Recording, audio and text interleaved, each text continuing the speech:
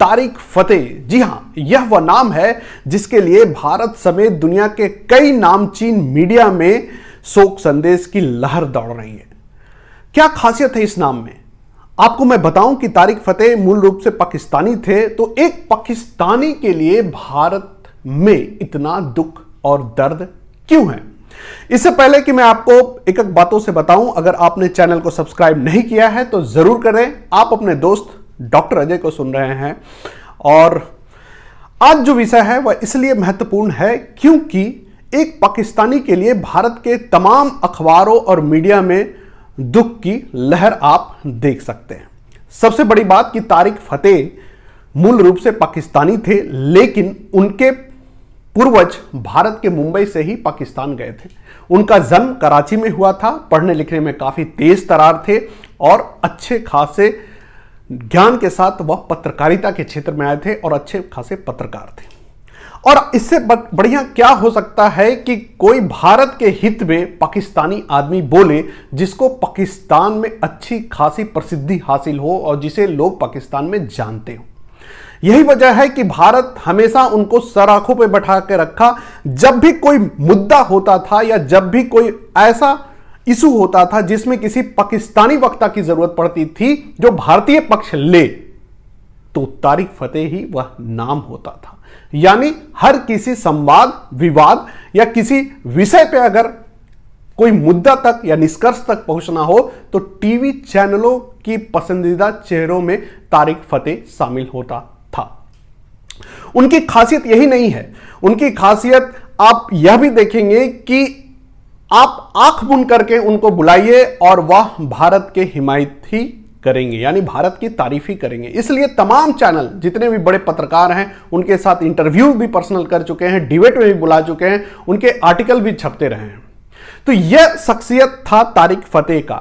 और जाहिर सी बात है, अगर आप पाकिस्तानी नागरिक होकर भारत की तारीफ करेंगे तो पाकिस्तान के जो लोग हैं वह आपको उस तरह से तो प्यार नहीं देंगे। यही वजह है कि वहां के कई कट्टरपंथी संगठन ने उनको जान से मारने की धमकी तक दे डाली थी। यही नहीं, उनको शर्म कम करने का भी कई बार धमकी मिला हुआ था, यह खुद वो स्वीकारते थे।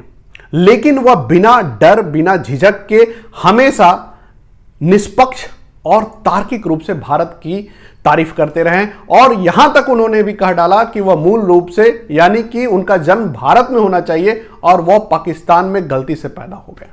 हालांकि उनकी यह पूरी कोशिश थी कि उन्हें भारत की नागरिकता मिले, जो कि उन्हें नहीं मिल पाया, जिनका उनको चाहत था। और अंतिम समय में वह 73 साल के उम्र में मरे हैं, लेकिन वह कनाडाई नागरिक के रूप में उनको कनाडा में रह रहे थे।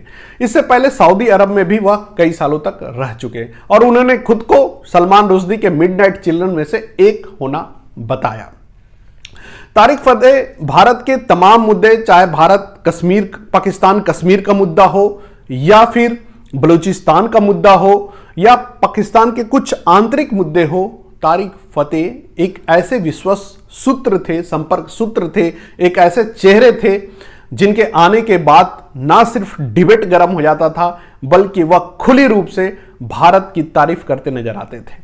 इसलिए भारत के चैनलों की वह पसंदीदा थे, पसंद के चेहरे थे और उनको अधिक से अधिक बुलाया जाता था। यही वजह है कि पाकिस्तानी नागरिक होते हुए भी वह भारत में काफी पसंद किए जाते थे। भारत के नागरिक, भारत के पत्रकार, भारत के बुद्धिजीवी, भारत के राजनेता सभी उनको बहुत ही प्यार और अदब से उनको सम्मान देते थे। यही वजह है कि उनके मृत्यु पर भारत समेत विश्व के तमाम राष्ट्र जो कि उनको जानते थे आज गमजदा हैं। और मैं आपको बता दूं कि लंबी बीमारी के बाद उनकी मृत्यु जो है वह प्राकृतिक तौर पर हुई है। उनको बहुत सारे थ्रेट थे, बावजूद उसके उन्होंने सभी थ्रेट को दरकिनार करते हुए अपने जोश, अपने जुनून और अपने तार्किकता और जिस मजबूती से अपनी बात को रखते थे वह कहीं से कम नहीं था। इसलिए उनको आज